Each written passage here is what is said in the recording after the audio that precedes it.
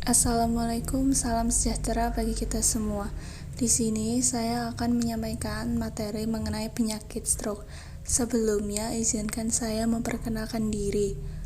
Perkenalkan, nama saya Najah Azizah dengan NIM P2722602211 dari kelas D3A Fisioterapi. Nah, pada kesempatan ini saya ingin menyampaikan tentang pengertian dari stroke, kemudian ada jenis-jenis penyakit stroke, ada gejala dari penyakit stroke, kemudian yang keempat penyebab dari penyakit stroke, dan yang terakhir pengobatan dari penyakit stroke.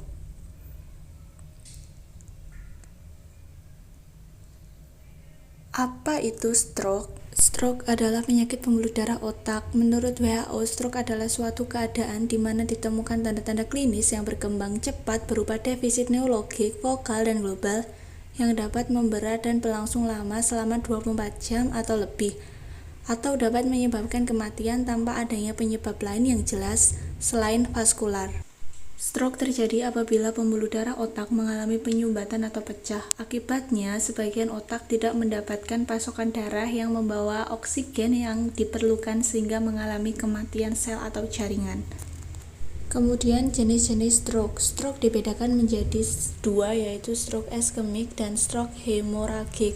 Stroke iskemik adalah stroke yang terjadi saat gumpalan darah tidak sampai ke otak oleh timbunan lemak jahat dalam pembuluhnya.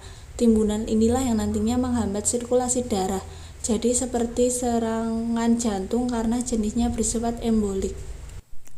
Kemudian stroke hemoragik. Stroke hemoragik merupakan pendarahan yang terjadi apabila lesi vaskular intracerebrum mengalami ruptur. Pendarahan ini 73% terjadi di ruang intracerebral. Pendarahan terjadi di daerah pons atau cerebellum memiliki prognosis yang buruk karena cepatnya timbul tekanan pada struktur-struktur vital batang otak. Kemudian ada gejala-gejala utama stroke, yaitu yang pertama wajah atau face. Wajah jatuh di satu sisi, orang tersebut mungkin tidak dapat tersenyum, atau mulut atau matanya mungkin terkulai. Yang kedua adalah arms atau lengan. Pasien tidak dapat mengangkat kedua lengan dan menahannya. Hal ini karena stroke sudah menyebabkan kelemahan atau mati rasa pada salah satu lengan. Kemudian yang ketiga speech atau cara berbicara. Ucapan terdengar tidak jelas atau kacau, atau orang tersebut mungkin tidak dapat berbicara sama sekali meskipun tampak terjaga. Kemudian ada penyebab-penyebab dari stroke. Penyebab stroke yang pertama yaitu tingginya tekanan darah. Kemudian yang kedua, kolesterol tinggi yang tak terkontrol. Kemudian yang ketiga yaitu memiliki kebiasaan merokok.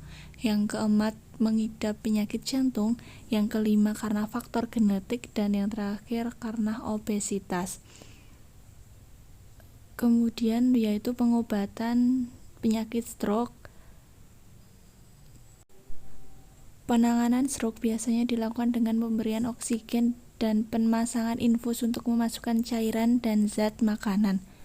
Kelumpuhan dan gejala lainnya bisa dicegah atau dipulihkan jika mengonsumsi obat tertentu yang berfungsi untuk menghancurkan bekuan darah. Biasanya diberikan dalam waktu 3 jam setelah timbulnya stroke.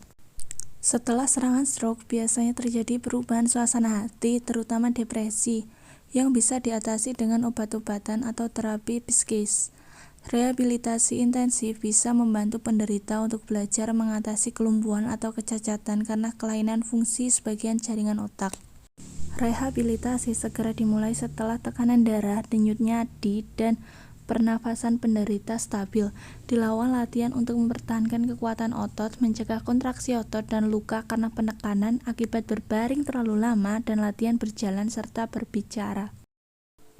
Demikian paparan materi saya mengenai penyakit stroke. Bila ada salah kata, saya mohon maaf. Wassalamualaikum warahmatullahi wabarakatuh.